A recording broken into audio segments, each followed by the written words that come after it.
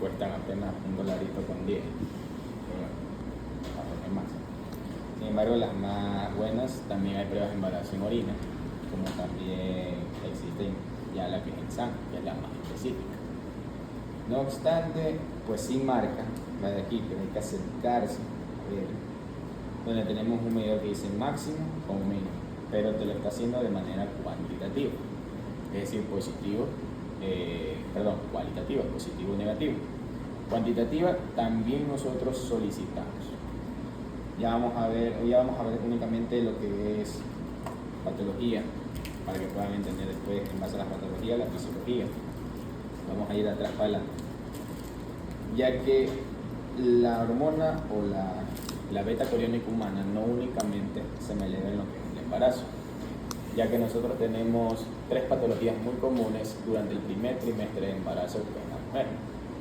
¿Cuáles ustedes creen que sean? Que puede tener una mujer en su primer trimestre de embarazo. ¿Lo que se les venga a la mente? La diabetes. Diabetes puede tener como no puede darse. ¿Cuáles serían las 3 complicaciones o enfermedades que puede tener una mujer en su primer trimestre del embarazo, los 3 primeros meses? Preeclampsia, bueno, por ahí va una, aunque la preeclampsia la puedes desarrollar entre el segundo y tercero, así que no va como tal, pero algo más. ¿Qué es lo que comúnmente la mujer? No necesariamente. Peor, esta enfermedad es rarísima en una mujer embarazada. ¿Qué es lo que a la mujer más le asusta? La mujer embarazada. El aborto. El aborto como tal es la primera complicación entre el primer trimestre de embarazo. Por esa razón, la mujer gestante tiene mucha tendencia a ello. Indistintamente también si tenemos alteraciones, lo que son las trisomías, que generalmente uno lo hace en el primer trimestre. Por esa razón, siempre en esa etapa de gestación uno solicita una ecografía transvaginal, ¿okay? Para saber específicamente si no hay un aborto como tal o consecuentemente las otras 2 restantes. ¿Qué otras cosas más suele ocurrir en esa etapa?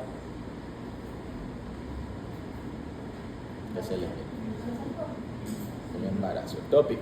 Bien, van 2. ¿Cuál más?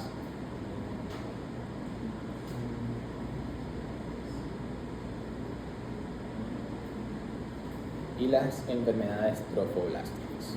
Entre esas, el embarazo molar, ¿sí? La mola hiatiforme como tal.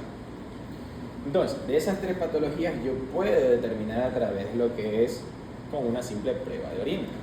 Sin embargo, viene a su consulta una mujer gordita que no sabe realmente, lo único que viene y le dice: doctor, desde hace más de un mes o ya sin querer le contó su fecha de última menstruación y le dice: no me ha llegado la regla. Usted le pregunta: ¿y tiene algún otro síntoma? No, simplemente no tengo una regla y yo soy regular, es decir, los 28 días correspondientes a su ciclo normal, con su periodo menstrual entre unos 3 a 5 días, ¿no? Sin embargo, viene y les indica a ellos que no es regular, siempre lo ha sido, no ha tomado nunca anticonceptivos, por ende no va a haber tampoco retraso, ya que no tenemos medidas de estrógenos que van a buscar la inhibición lentamente de la actividad mulleriana y por ende pues eso me va a influir a que no pueda alterar el periodo menstrual, ya que el pico de la progesterona, que ya lo veremos en la siguiente clase, no va a conllevar a que se produzca también la degradación de ese endometrio y venga la fase de menstruación, ¿sí? Entonces, ¿qué es lo primero que tú haces? La prueba de orina. Sin embargo, las pruebas de orina de embarazo son mucho más fiables, pero a partir de la segunda hasta la tercera semana de embarazo. Por ende, ella ya les acaba de mencionar, hace 2 semanas que no menstruo y generalmente soy regular. ¿Ustedes mandarían una prueba de embarazo en orina? No, ¿verdad? Simplemente mandan en sangre, pero de manera cuantitativa, ya que al pedir yo una hormona beta coriónica humana, porque existen 3 tipos, alfa, beta y gamma también, pero la mayor principal en este caso es la beta. Entonces, ¿de qué manera me puede determinar lo que es una hormona beta coriónica humana, pero en parte cuantitativa? A determinar valores para ver si no tengo un embarazo ectópico. ¿Qué quiere decir un embarazo ectópico? ¿Qué se les viene a la mente? Fuera del lugar. Un embarazo fuera del útero, no fuera del lugar, porque netamente la mujer lo único que tiene es su útero, trompa de falopio, la fimbres, de los ovarios. Sin embargo, está fuera de la cavidad del fondo uterino, que normalmente es donde se aloja lo que es ya la morfa.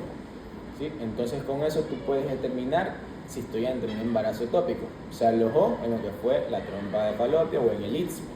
Entonces, ¿qué va a pasar con esa beta coriónica humana? Se va a disparar. Los valores normales para poder determinar eso siempre van a ser menores a 1500. Por ende, si yo tengo valores de 1500 de beta coriónica humana, yo puedo sospechar que puedo tener un embarazo ectópico. ¿Pero por qué? Porque en la ecografía transvaginal no vas a encontrar un saco vitelino. Es decir, no vas a tener un huevo anambrionado. No va a haber latidos cardíacos. Entonces, si no hay latidos cardíacos y tengo una hormona coriónica humana por más de 1500, es un embarazo ectópico. ¿Okay? No es lo mismo si yo tengo ahora más bien ausencia de latidos cardíacos fetales, que lo normal siempre, para que vayan sabiendo, son de 110 a 160. Con eso yo determino si no entra en un sufrimiento fetal ese niño y pues la llevo a cesárea a esa mujer, si no se me va a morir ese producto adentro de la barriga, del útero, perdón. Entonces, consecuentemente de eso, si yo tengo valores inferiores de 1500 y no tengo ausencia de latidos cardíacos fetales, ¿qué haría? Se quedan ahí, porque está en el limbo.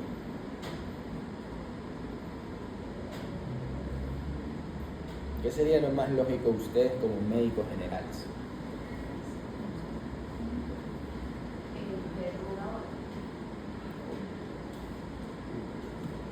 Porque está elevada, pero no está pasando el límite para decir es embarazo ectópico. Es decir, tienes la sospecha. ¿Qué usted haría como médico general?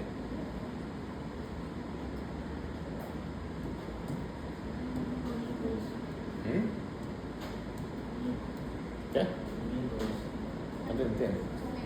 Un eco. No, pues ya le hiciste el eco transvaginal. Por eso que no evidencia saco vitelino y peor ausencia latidos cardíacos fetales. Por supuesto, el eco transvaginal llega hasta el útero, no va a llegar hasta la trompa ni el ovario. Y no puedes hacer eco pélvico porque también se camufla. ¿Qué harían ustedes como médicos generales en esa situación? Como únicos residentes de una guardia. No está el ginecólogo, no está la ginecóloga. Ustedes están a cargo de la guardia. ¿Qué sería lo más lógico hacer? Nada, repetir nuevamente la prueba. Ese es el protocolo. Que es muy seguro que vuelva a salir disparado. Aunque parezca pendejo, esa es una pregunta del MIR de España. ¿Sí? Pues sí, tienen que repetir una prueba como tal. La misma prueba de manera cuantitativa y se va a disparar y ahí sí pueden dar el diagnóstico. Sin embargo, cuando tienen ya valores, tienen el diagnóstico por entre 1500 hasta 3500 más, generalmente ya esa persona, ¿cómo se trata esa mujer gestante? Con metotrexato, ya sea un modulador netamente biológico que puede llevar incluso a la muerte fetal, pero por eso ya tiene que salir ese niño. Si está para salir, bien, si no, lamentablemente va a terminar en un aborto.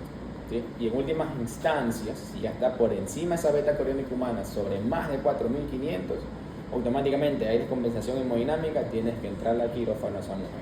¿Sí? Ese es el protocolo de tratamiento. La última que nos queda, ¿cuál es? Las enfermedades trofoblásticas. Esa beta coriónica humana también se me va a elevar en la enfermedad trofoblástica. El detalle, la diferencia más bien, es que aquí en el eco transvaginal ese va a ser su diagnóstico. La imagen la van a ver clásica como en copitos de nieve. ¿Sí? Ven como copos de nieve, así, todo amontonado, bolitas de nieve. Y eso es una enfermedad trofoblástica, una enfermedad molar que es netamente señal para que tú tienes que sacar ese niño. ¿Okay? Que no va a salir nunca de ahí. Por lo general ni siquiera es un embarazo, es algo trofoblástico, que nunca se implantó correctamente. ¿Sí? Sin embargo, al final lo vamos a reforzar con ello, ya que la siguiente semana que terminamos este tema, vamos a entrar a hablar lo que ya es las fases netamente las fases de labor de parto. Conmigo ven fases de labor de parto. Cuando es nulípara también difiere, ya que no es lo mismo en una nulípara que es primigesta, su primer niño, a lo único que es multípara. Ya tiene más de 2, 3 niños, ya el segundo niño viene solito, no tiene ni necesidad de pujar. ¿Sí? Hay momentos entre esas fases, las labores de parto, la fase activa, netamente el alumbramiento y la expulsiva. Cada uno de sus puntos, ustedes como médicos les va a tocar en su momento recibir a un niño. ¿Sí? Que no es nada más difícil del mundo. Simplemente ustedes tienen que ayudar en su momento al niño a salir. Claro. A que no se cause lo que es una disociación de hombros, deslocación o se haya enredado en el cordón umbilical. Entonces, por esa razón, ustedes desde ya conmigo en fisiología, ya que desde el punto de vista fisiológico se da la labor de parto. ¿Cómo se dan las contracciones uterinas? A través de la secreción de oxitocina, que es la que va permitiendo lo que es la expulsión a través y ir estimulando mucho más esa labor de parto. Sin embargo, yo como médico, si veo que no va a salir nunca, yo puedo inducir ese parto. ¿Con qué? Con más oxitocina. ¿Sí? Pero no es lo mismo tampoco cuando yo tengo alteraciones en el embarazo por el momento de lo que eso va a ser su pesadilla, cuando vean esa materia, que es por un desprendimiento prematuro de placenta normoinserta. ¿Sí? Que ahí la cosa cambia. ¿Sí? Ya no es lo mismo. Más bien ahí totalmente ustedes tienen que manejarlo desde un punto de vista de revisión, implementación quirúrgica, incluso hasta ya llegas a ligar a esa persona.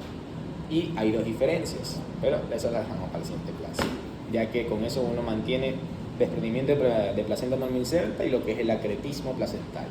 Todo eso lo terminamos viendo sin deseo.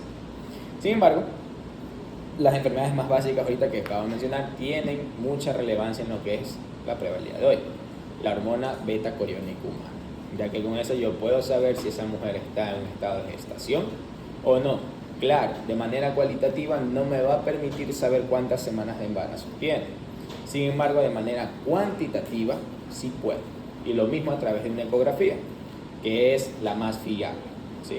Porque no es lo mismo que te venga una paciente, te diga, ¿sabe qué? No, mi fecha de última menstruación fue el 24 y tú le calculas por FUN, que es fecha de última menstruación, eso lo van a aprender en ginecología también, van a entender que en base a eso va a tener 32 o 34 semanas de gestación, pero el eco viene más decisivo, te hace la medición cefalocaudal y te dice exactamente cuántas semanas tiene.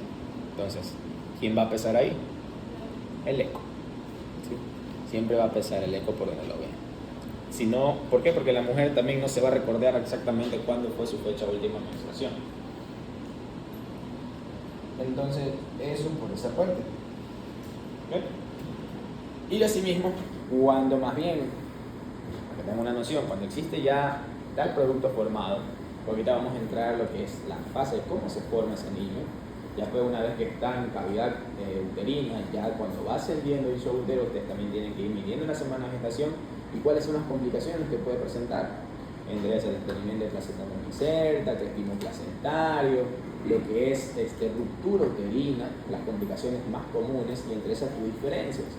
Incluso hasta cuando ya entras a lo que es la fase de labor de parto, que la mujer expulsa y generalmente el médico que no sabe identificarlo se confunde, no es nada más que el tapón mucoso, que es previo cuando ya va a parir la mujer.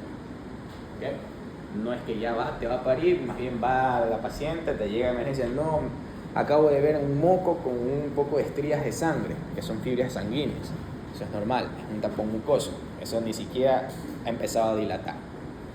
¿Sí? Ahí ustedes van a tener que meter el dedito y ver cuánto está dilatando. ¿Okay? Y con eso ir midiendo si inducen o no, ya que por sí fisiológicamente en ese momento la mujer que está haciendo push a nivel hipotalámico para secretar más hormona oxitocina. ¿Okay? Y así que comiencen más las contracciones uterinas, las contracciones de, hay una leída, Braxton-Hicks, así se llaman las contracciones uterinas, contracciones de Braxton-Hicks. ¿Okay? Pero bueno, eso es lo que quería comentarles como generalidades a la práctica del día de hoy. La práctica es sumamente sencilla. Y vamos a terminar lo que es el tema de hormonas masculinas. ¿Sí? Ya que el mundo de la parte femenina tiene, bueno, no sé si le toman foto, pero aquí ya salió positivo. Si estás grabando, ahí le puedes tomar foto. Que aumentó lo que es el color, en este caso es un color muy violeta.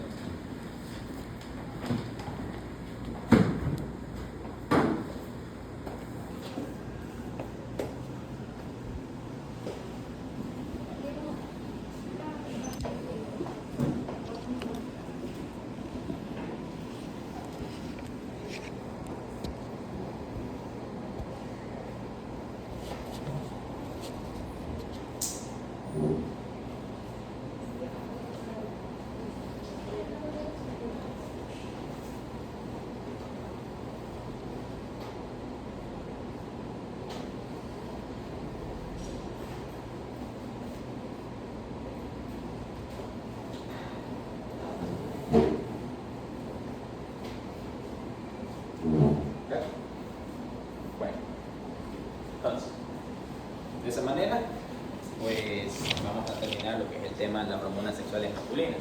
Como ustedes bien saben, el aparato reproductor masculino, ya se les he dicho muchas veces, nosotros somos mente muy fáciles de entender. ¿Sí? Aunque me sorprendió la clase anterior de que no sepan los hombres cómo funciona su aparato reproductor. Entonces, vamos a recordarlo y con esto pues vamos a cerrar lo que ya intenté. ¿Sí? A ver, ¿qué habíamos dicho de cómo está conformado mi aparato reproductor masculino? Otra vez, se les olvidó. ¿Borraron qué hacer?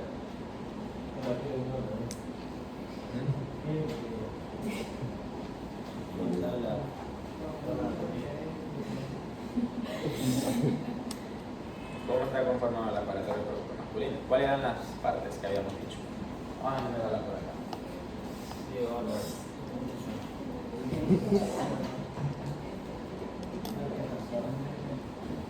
¿Cuál es el estructura? Testículo.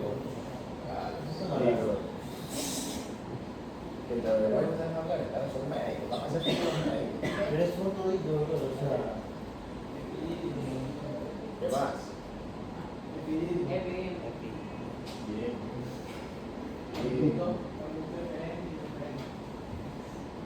Conductos diferentes. Conductos diferentes. A este nivel vas a encontrar los túbulos seminíferos. ¿Qué más? Vesículas. Las vesículas seminales. La próstata. Finalmente.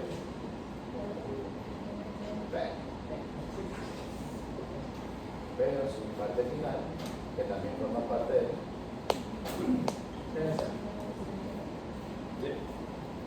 Entonces, estamos en ese orden. Vamos recordando brevemente lo que era el punto de vista anatómico, algo macro. Habíamos dicho que los testículos es donde vamos a encontrar los túbulos epiníferos. Específicamente los testículos son los que se alojan obviamente a nivel del escroto. ¿Okay? Teníamos los túbulos epiníferos que eran los túbulos epiníferos.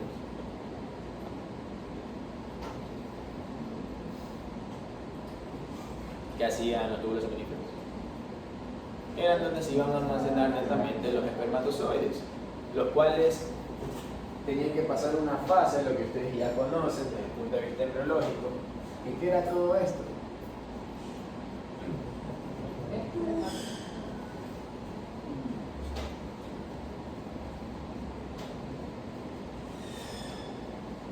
La espermatogénesis, donde esa espermatogénesis, una vez que se pasó todo el proceso de maduración, netamente división, tanto meiótica como mitótica, pues, se alojan en los túbulos seminíferos y a mis espermatozoides maduros.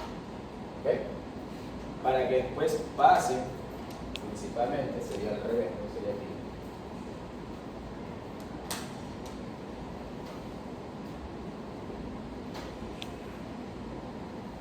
Pasan desde el conducto eferente y ahí sí terminen en el epidídimo, donde era cabeza, cuerpo y cola. Y finalmente también recurran a lo que es su conducto deferente y llega a lo que eran las vesículas seminales.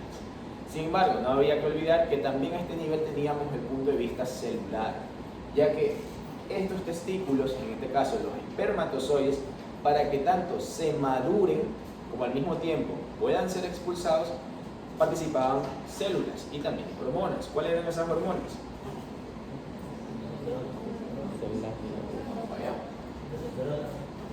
teníamos una que era la más esencial, la testosterona. ¿Cuál más? ¿Perdón? LH, LH por ahí. Volante. ¿Qué más? Hidro, netamente. Testosterona. ¿Y cuál más?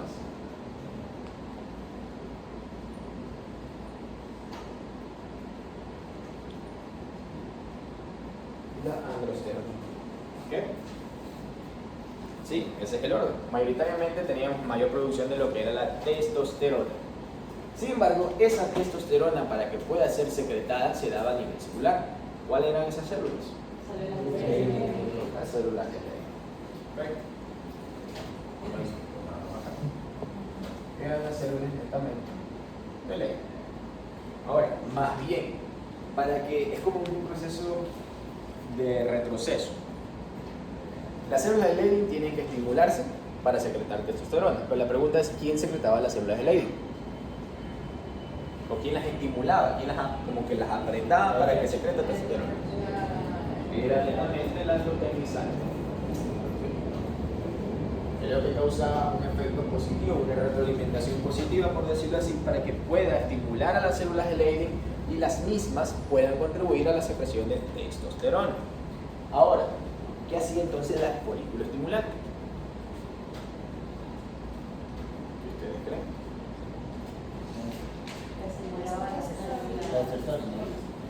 Perfecto. ¿Y qué hacían las células de Sertoli?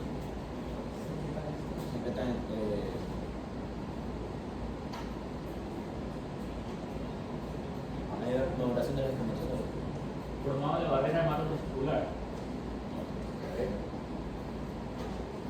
Hematotesticular, que nada más para el proceso también de maduración de los espermatozoides. Pero por eso daba. Y finalmente al mismo tiempo tenemos las otras que son la dihidrotestosterona y la androsterona propiamente.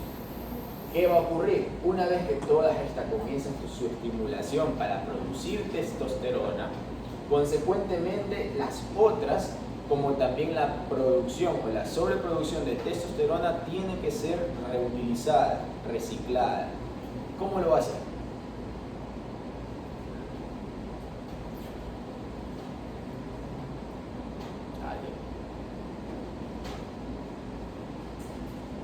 Pues se formaba o se degradaba en pequeñas moléculas y las mismas en los componentes de dihidrotestosterona y androstenediona se iban hacia la parte hepática, donde se convertían en procesos glucurónicos.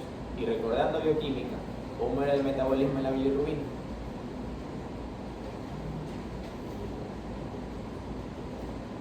A ver, ¿qué pasa con ese metabolismo de la bilirrubina?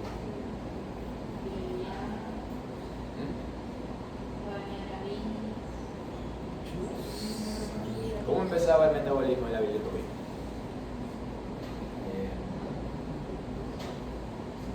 ¿Cómo iniciaba todo? ¿De vaso? Por supuesto, el vaso. ¿Pero cómo? Bilirrubina directa. Después de eso, ¿qué pasaba? Transportada por la. Los eritrocitos, muy bien, ¿no? Eran netamente los eritrocitos por lo que era la decomposición netamente los mismos. ¿Cuánto duraban? 120 días.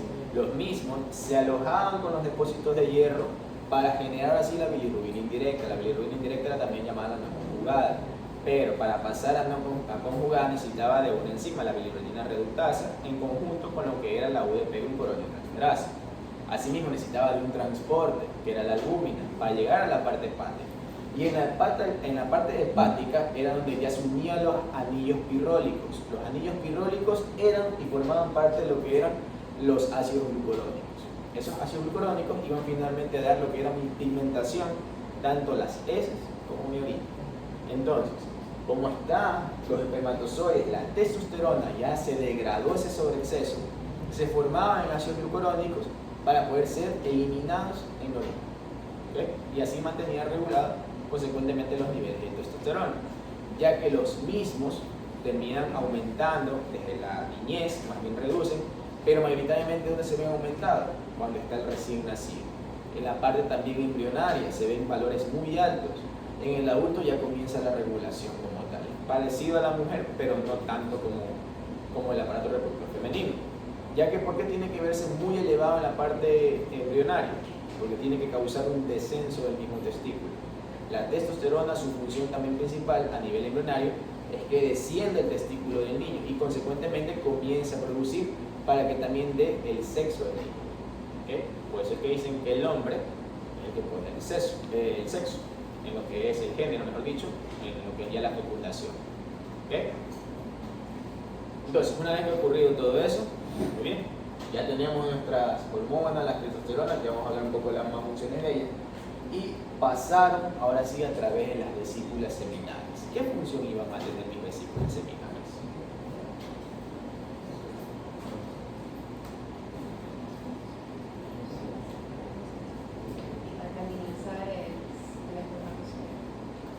Alcalinizar el espermatozoide. ¿Cómo?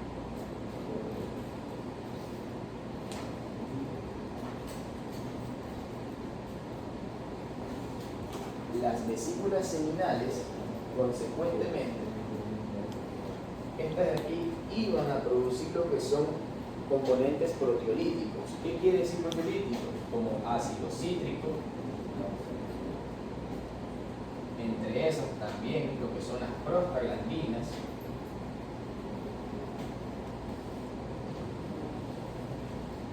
y al mismo tiempo el fibrinol.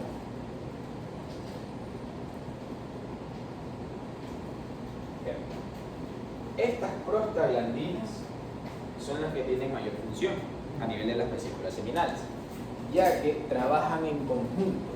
¿Van a trabajar en conjunto con quién?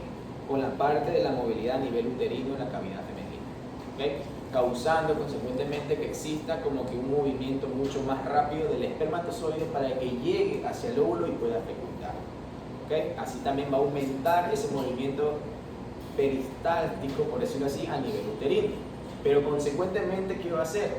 Va cargado a nivel del acrosoma, que es la cabeza netamente del espermatozoide, donde vamos a encontrar esas enzimas proteolíticas, las cuales son el ácido cítrico y también una más esencial. ¿Cuál va a ser esa?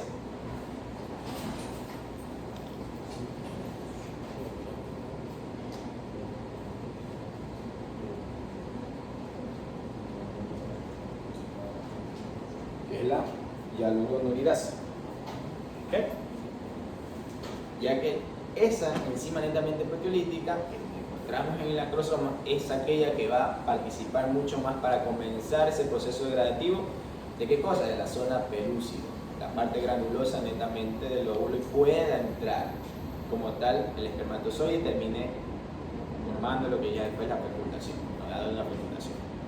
Ahora, así como está viendo la prostaglandina, el fibrinógeno no se me queda atrás, ya que en todo ese proceso que está formándose hasta llegar al semen, a ese nivel todavía no llegamos a lo que es la espermiogénesis. Todo lo que es en ese sector, desde las vesículas seminales para arriba, estamos hablando de espermatogénesis, ya que la espermatogénesis, ¿cómo se da? ¿Cómo iniciaba?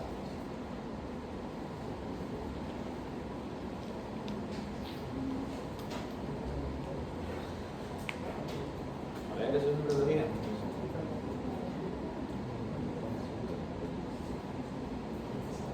¿Cómo iniciaba la espermatogénesis?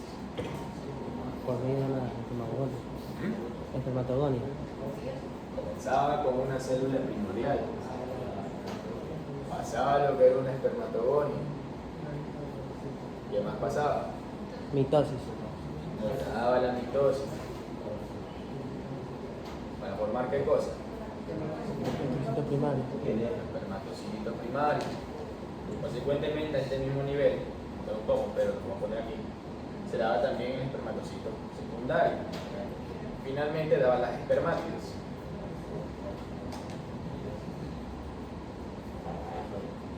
Que terminaba en espermatozoides.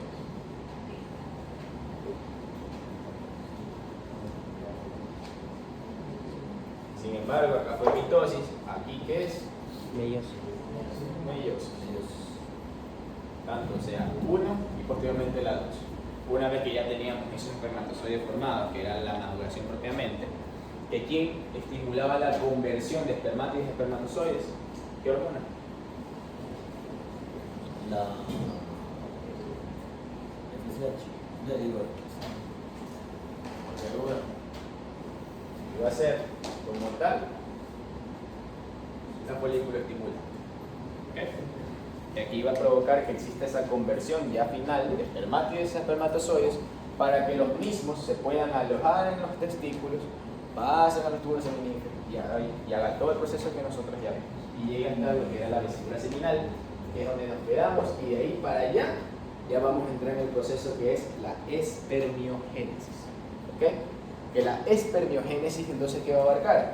Que ya a partir de la próstata, que ¿qué función va a cumplir entonces la próstata?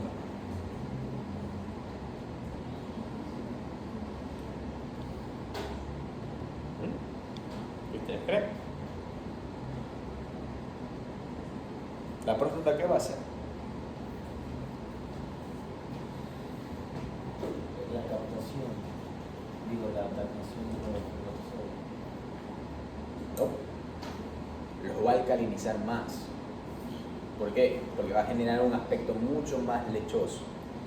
La próstata es por ende la que le va a dar el aspecto lechoso al semen y puede alcalinizarse mucho más y puede también mediar con la parte de la cavidad uterina en la mujer, ya que el pH óptimo sería entre un 6 a un 6.5, casi neutro, para que pueda sobrevivir dicho espermatozoides.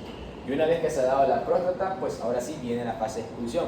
Sin embargo, a ese nivel también se está provocando lo que es la maduración y como tal ya está adquiriendo la movilidad de esos espermatozoides para que ese nivel se llame espermiogénesis. No les estoy hablando nada más de lo que ustedes ya debieron haber visto en embrión, o génesis le llaman aquí.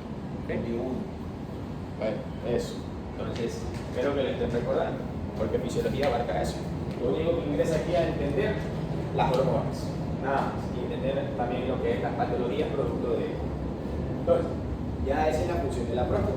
Bien, ya se provocó la maduración, ya adquirieron movilidad, pero todo al mismo nivel del aparato reproductor masculino. Una vez que ya llegó al pene y pasó posteriormente a lo que es el semen, que el semen por ende va a estar combinado con ¿qué cosa?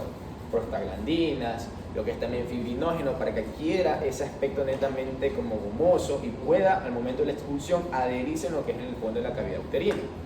Consecuentemente, eso también se va a degradar, porque netamente vamos a tener la profibrinolicisina, que produce la degradación de esa malla de fibrinógeno, o en este caso de la fibrina, y pueda diluirse, ¿sí? Es nada más como entender un poco también lo que era la coagulación. Ahora, y hubo lo que es en su libro Guyton, como el Gannon, como el Rhodes y en otras gamas de libros, en mucha literatura, van a encontrarlo al revés. Sin embargo, una vez que ya están preparados los espermatozoides, que generalmente duran entre más o menos un mes, acumulan más de 120 millones de espermatozoides, viene, antes de eso, tiene que haber un estímulo. El estímulo, no os voy a dar clase de sexualidad, ya la hay hace mucho tiempo. Cuando viene el sistema nervioso autónomo, ¿qué es lo que tiene que haber? Un acto sexual, es decir, entrar en lo que era el coito. Para que pueda ser estimulada a través del sistema nervioso autónomo, exista la vasodilatación. ¿Por quién? Por el óxido nítrico, y consecuentemente venga la erección y los cuerpos cavernosos puedan abrirse, incluyendo también la liberación del semen. Ya que la estimulación, tenemos dos puntos estimulantes en el hombre. ¿Cuál sería? El hombre generalmente es sensitivo, a diferencia de la mujer, que es más auditiva. El glande. El glande es uno, y el otro.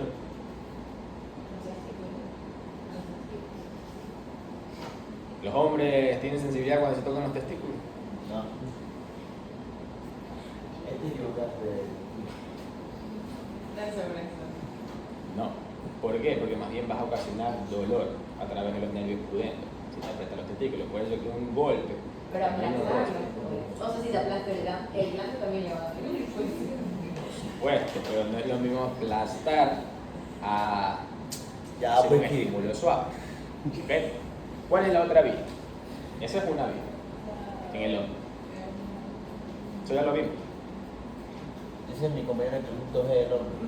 ¿Y dónde está el punto G del hombre? Para que sepa eso. Su pareja está muy Muy emocionado. O sea, sí existe el punto G, pero no es el punto G, se llaman el punto I, que justamente está en la parte anterior de la próstata, ¿sí? Es lo que más estimula porque hace que se contraigan las vesículas seminales y consecuentemente venga el efecto de la eyaculación. Y eso es sexualidad. Antes daban aquí en la Facultad de Medicina, pero ya no la dan.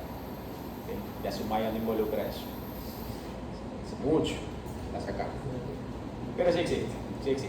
¿Okay? Sin embargo, ¿cuál es la otra vía? A ver los hombres. ¿Por qué vía se estimulan?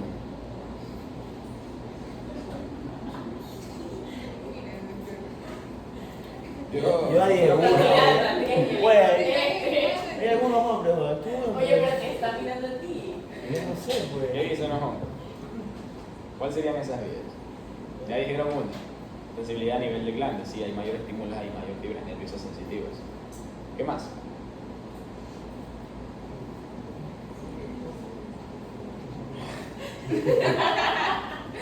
Nosotros no somos experimentados.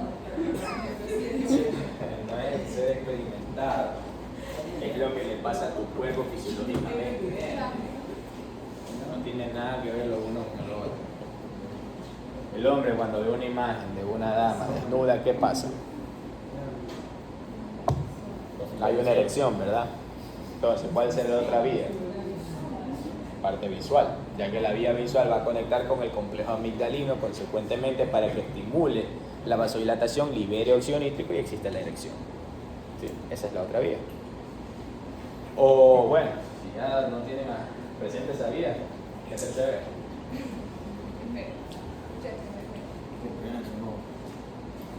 ¿Sí? Y entonces, una vez que hay esa erección, consecuentemente se da el acto sexual, porque hay una estimulación como tal, no es lo mismo que en la mujer, ya que la mujer tiene otra vía de estimulación sexual. Estamos hablando de las zonas erógenas de la mujer, que son algunas. ¿Sí? Sin embargo, no les compete saber eso, pero tienen que entender que por lo menos existen zonas erógenas también en la mujer. Por esa razón, la mujer es más desde el punto de vista auditivo. ¿Okay? Y le toma mucho más en llegar a un orgasmo que un hombre. El hombre generalmente es en aproximadamente unos 20 minutos. Lo normal, ya si es precoz, ya no es culpa, pero es lo normal, lo que está estudiado y evidentemente evaluado científicamente. La mujer no. La mujer, su máximo para llegar al orgasmo es hasta 2 horas. ¿Okay? Entonces, ese estímulo de carga orgásmica en la mujer no va a provocar también que estimule consecuentemente más estrógeno para que pueda ser viable al mismo tiempo con el proceso de eyaculación del hombre y pueda hacer también lo que es la fecundación al final. Entonces, si llega al punto, pues va a haber mayor estimulación, va a haber mayor viabilidad a través de lo que es la eyaculación y puede haber una fecundación en un 2x3. ¿Sí? Entonces, una vez que se ha dado esa eyaculación, previamente al proceso o acto sexual, ahora sí, comienza, ya una vez que está dentro del semen, se alojó como un chicle, ¿verdad? Se pegó a través del fibrinógeno y consecuentemente comienza lo que se llama capacitación. ¿Sí? Que la capacitación de los espermatozoides es cuando ya está fuera, ya hubo la eyaculación. No es lo mismo decir que la espermiogénesis, todo lo contrario, porque eso aún sigue siendo dentro del aparato reproductor masculino. La capacitación de los espermatozoides cumple 3 puntos específicos. ¿Cuáles van a ser?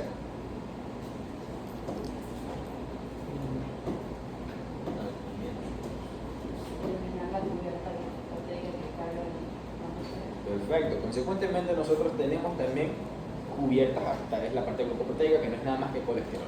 El colesterol, esas vesículas de colesterol no permiten al espermatozoide poder movilizarse fácilmente. Entonces, ¿qué es lo que va a pasar? Cuando entre en contacto ya con la parte femenina, automáticamente ese efecto de capacitación comienza a hacer que se degrade, comienza a dejar atrás esa cubierta y puede salir movilizarse mucho más rápido lo que es el espermatozoide.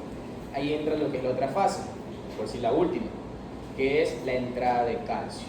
El espermatozoide a nivel de lo que es su axonema, es decir, la parte flagelar, necesita que aperture los canales de calcio para que el mismo ingrese y consecuentemente comience a hacer más fuerte su efecto de latigazo y pueda al mismo tiempo entrar a la zona pelúcida, ya que al Al mismo modo comienza a hacer su efecto degradativa a través de lo que es el acrosoma. Y una vez que ya se ha encontrado con el óvulo, comienza el proceso de fecundación. Y ya entra la fase de lo que es la mujer, que nos toca hablar en caso ya, ahora sí, como la segunda parte de los hormonas reproductores. Sin embargo, sabiendo todo eso, podemos ahora entender que claramente existe un proceso sencillo en el hombre, pero que tiene que ver más en la parte de fecundación, y su producción de espermatozoides es también simple. El detalle es cuando entremos en la mujer. Ya hasta aquí llegamos, el hombre quedó hasta ahí, fácil. Ahora vamos a entrar a la parte reproductora femenina.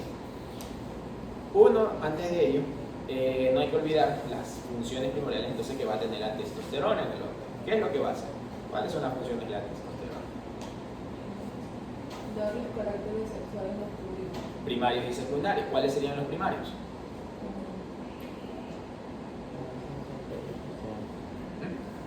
Sería conceptiveno. Lentamente el vello púbico y axilar en el hombre generalmente comienza a ser mucho más. Por eso que en el hombre, la mayoría de hombres, comienzan incluso a extenderse ese vello hasta la línea alba, incluso hasta el ombligo. Es mucho más. No es lo mismo también en la mujer que llega a tener lo que es un exceso de vello.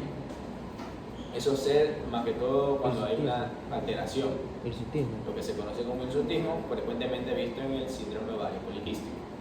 Y ya lo veremos también como patología de la próxima clase. Nosotros terminamos. Y finalmente, ¿qué más hay? ¿Qué otras funciones? A ver, ¿qué creen que la testosterona le hace a los hombres? La voz, más gruesa. La voz. La voz, ¿qué pasa con la voz? Es una cuerda vocal. La cuerda vocal es gruesa. Más bien no, hace una hipertrofia de la mucosa laríngea, consecuentemente haciendo un efecto más grave de la voz en el hombre, a diferencia de la parte femenina, que no hay esa hipertrofia de la mucosa laríngea. ¿Qué más hay? Desarrolla la masa muscular. Desarrollo lentamente la masa muscular, por eso que el hombre comienza a adquirir más fibras de actina y miocina y pues, consecuentemente hay mayor musculatura como tal. ¿Qué otra función? Desarrolla la órganos. Desarrollo de El desarrollo del órgano sexual. desarrollo de los genitales, exacto. Tiene que haber el descenso testicular, consecuentemente eso se da a nivel fetal embrionario. Bien. ¿Qué más creen que puede ocurrir en el hombre? ¿Es la misma piel del hombre que la mujer? No. La piel de la dama es más suave, más tersa. La del hombre es tosca, es como que raspa, como lija. ¿Por qué? Porque también las partes glandulares se ven modificadas. Por eso que en el hombre, consecuentemente, existe acné en el estado de adolescencia. A diferencia que la mujer generalmente no lo tiene. ¿Por qué? Porque lo expulsa, tiene una fuga, lo que es superior menstrual cuando comienza lo que se llama la menarquia, su primera regla o su primer periodo menstrual. ¿Okay? ¿Qué más? ¿Qué más le ocurre al hombre con la testosterona? ¿Qué creen? Lo agranda. Sí, agranda el miembro, pero no más allá de entre los 20 a 21 años. Así que si ya tienes más de 20 a 21 años, no creas que te va a crecer. Sí, ya te llegó. Se notó la preocupación en la cara. Fisiológicamente ya no estimula ese crecimiento netamente del miembro. ¿Okay? Ahí es cuando ya hoy en día existen métodos estéticos que hacen agrandamiento de pene. Son dolorosos, pero funcionan así. ¿Qué más?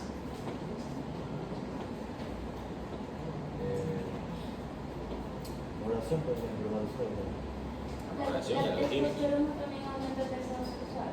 Eso, líquido. Evidentemente va a aumentar el líbido. Perfecto. ¿Por qué? Porque consecuentemente la testosterona también deja de producirse en el hombre. A medida que envejece ya no es lo mismo.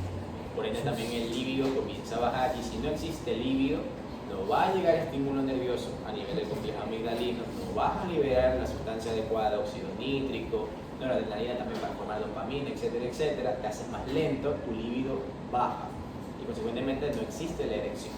Viene lo que se llama la disfunción eréctil. La disfunción eréctil se puede tratar, sí. ¿Con qué? Con óxido nítrico, no. Con el sildenafil, conocido como Viagra. ¿Sí? Sin embargo, ustedes ya van a ver en el siguiente ciclo que el sildenafil es un vasodilatador. ¿Cuál va a ser su efecto adverso? Los problemas cardiovasculares como tal. Pero así como existe disfunción eréctil, consecuentemente también existe lo que se llama priapismo. ¿Ubican el priapismo? Es cuando netamente la erección se mantiene por mucho tiempo. ¿Ok?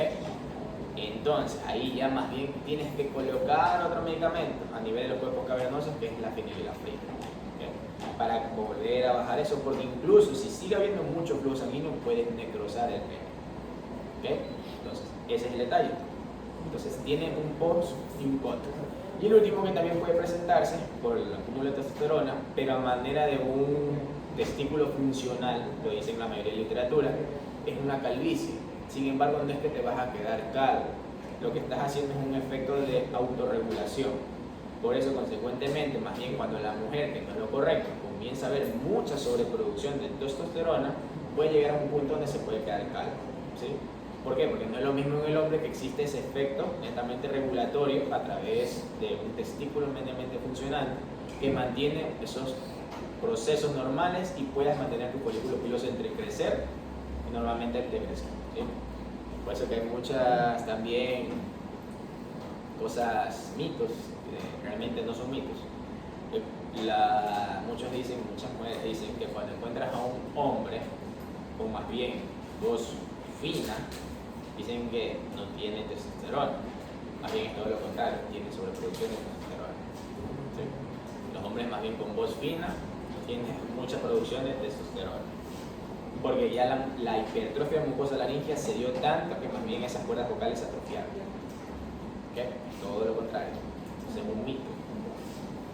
¿Sí? Y pues, del mismo modo, entender lo que es la testosterona, vienen las afectaciones. ¿Y llegó tarde? Alfredo, ¿tú ya estás tarde? Sí, sí. Doctor. Dávila. Bien acá. Pena, siempre llega tarde.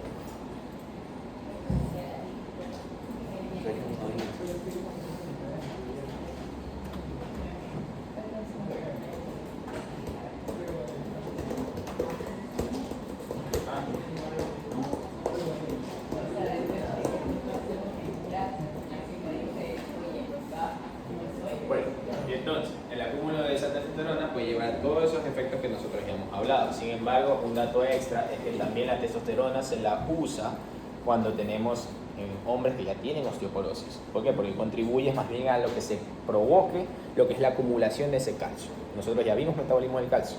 La testosterona es uno de esos metabolismos, ya que estimula que ese calcio no se fugue y consecuentemente se compacte mucho más y estimule mucho más en las personas que tienen osteoporosis, específicamente en los hombres, ya que así como en la mujer, si tenemos una pérdida de estrógeno, va a provocar que no exista osteoprogesterina, consecuentemente no se forman lo que son los osteoblastos ni osteoclastos, no hay una regulación y lleva a la osteoporosis por menopausia. El hombre también la sufre. Sin embargo, la sufre a través porque la testosterona comienza a disminuir también la producción de compactación del hueso, pero se lo puede utilizar como tratamiento en los hombres en medidas de adultos mayores como tal. No es lo mismo la patología por la hiperplasia netamente prostática benigna o cáncer prostático, que también cuando está avanzado se usa terapia hormonal en ese caso. Previo, cuando ya está menos, entre 50 y 70 años, el cáncer prostático es una enfermedad que en sí es lenta. Es por eso que muchos médicos, los oncólogos, ya a partir de los 70 años, si tienen un cáncer avanzado, usas terapia hormonal o simplemente ya no haces nada, lo entras a cuidados paliativos, porque es un cáncer lento, no hay otro tratamiento, no sirve de nada sacarte la próstata ni nada de ello, simplemente ya tienes que aceptar, ¿no? Es un cuidado paliativo. A diferencia cuando tienes entre 50 y 70 años, que existe la recepción netamente transureteral, prostática a través del láser, ya que produces una disminución de eso, la próstata como tal. Y si tengo una próstata grande, muy aparte que me trae sintomatología restrictiva y irritativa, como es chorro misional doble, dolor netamente o ardor, disuria netamente como se llama, y también molestias, incluso al momento que comienzas a ir al baño y todo eso, más que todo molestias irritativas, pues eso me lleva a lo que es el cáncer prostático a largo plazo. Y ahí me lo mido con el PSA total. Y algo más, como estamos hablando de testículos, recuerden, todo testículo que saque o tenga por algún tipo de malignidad, se lo saca, ¿sí? No se lo deja o se lo va haciendo radioterapia, no, saca el testículo y ahí recién se hace la biopsia. Y ahí vienen las afectaciones más comunes, si es un seminoma indiferenciado o un seminoma benigno. Dependiendo de eso viene el tratamiento, con radioterapia o con una cirugía, que es la linfadenectomía lumbosátrica, ¿okay? Que eso es total, sacas toditos esos ganglios, porque ese cáncer testicular puede avanzar, ¿okay? Y en el hombre eso es no hay marcha atrás, ¿okay? Y si tengo un cáncer, no tengo testículos, me va a llevar al hipogonadismo. El hipogonadismo, y consecuentemente va a haber muchas pérdidas netamente de los caracteres secundarios, más que todo que los primarios. Ya los primarios se formaron en la niñez y la pubertad. Comienzan los secundarios, comienzas ya a tener menos masa muscular, se te viene la libido, etcétera, etcétera, etcétera. ¿Ok? Bueno, ¿aquí alguna pregunta? ¿No? ¿Estamos bien? A ver, saquen una hojita rápido. Ahí mismo en una hoja. Sí, les edito pregunta y escriben la respuesta. Nada, lo que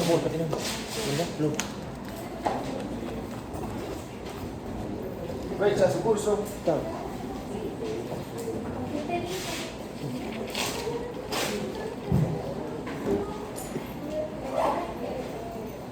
La siguiente clase vengan leyendo cardiopatías congénitas, las cianóticas, no cianóticas. Vamos a recordar un poco lo que es circulación fetal, van a saber cuáles son las más comunes, entre la tetralogía de Fallot, la conversión interventricular, intraauricular, el canal auriculoventricular, comúnmente visto en los pacientes con síndrome de Down, etcétera, etcétera.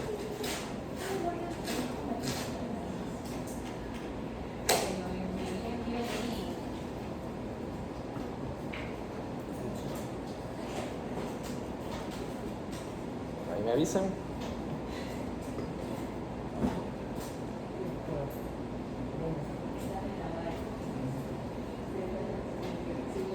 A excepción del compañero que está aquí, pues no va a hacer lección. Ya se acabó, y la flor. ¿Quiere probarse? No, simplemente para que no me saque, porque no tenga los apuntados. No pasa nada. A ver, un álbum de los recuerdos. No, Pero si tiene el no, signo. de la clase. No es mía, es la que están hablando. Esto me voy a dictar preguntas y escriben respuestas. Sí, o ya. A ver. ¿Cuál es el papel del calcio en la coagulación de la sangre?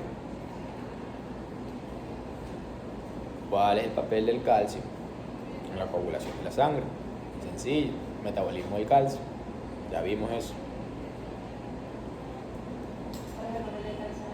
En la coagulación de la sangre. A. Actividad en la trombina, o sea, activa la trombina. Inhibe la trombina,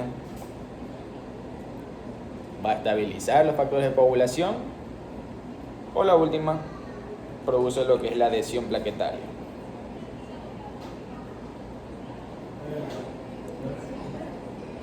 Preguntas, activa, ¿cuál es el papel del calcio netamente en la coagulación? Fundamental. A, activa la trombina. B, inhibe la trombina. C, estabiliza los factores de coagulación, o D, estimula la adhesión plaquetaria.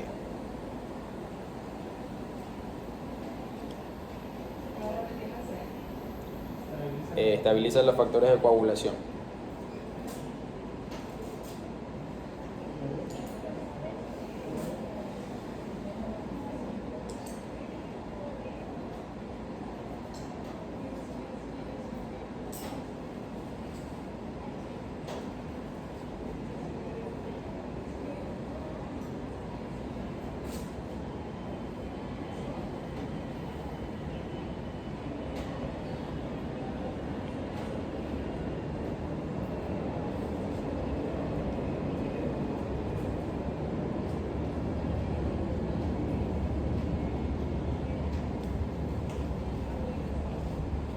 Mira tu voz.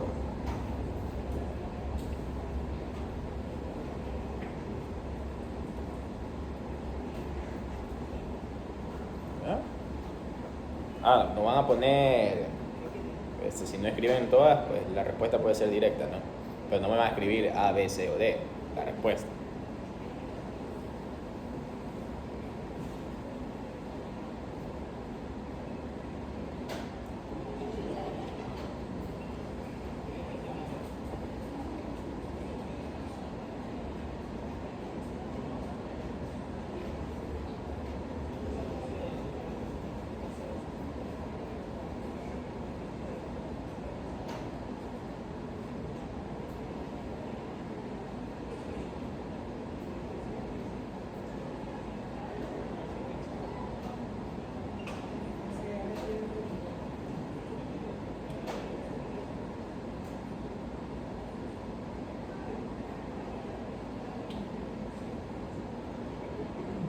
¿Ya? A ver, vamos con la otra pregunta. Es un caso clínico, escuchen. Corto. Un hombre de 35 años presenta dificultad para concebir. El examen físico revela únicamente que tiene un volumen testicular reducido y ausencia obviamente de secreción espermática, semi. ¿Cuál será la causa de su infertilidad? Repito el caso clínico. Hombre de 35 años presenta dificultad para concebir. Al examen físico revela ausencia volumen testicular reducido, ausencia de semen, ausencia de esperma en el semen. ¿Cuál es la causa de infertilidad?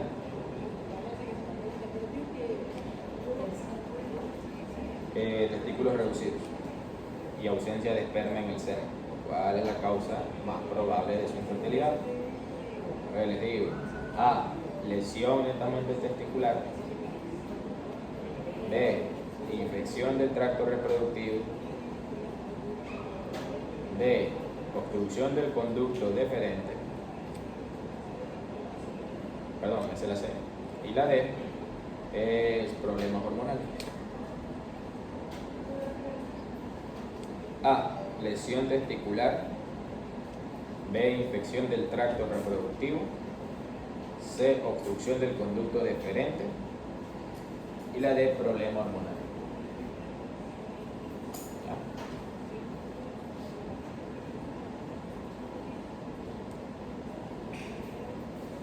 Repito. Respuestas. A. Netamente lesión testicular. B. Infección del tracto netamente estático. La C. Obstrucción del conducto deferente. Y la D. Problemas hormonales.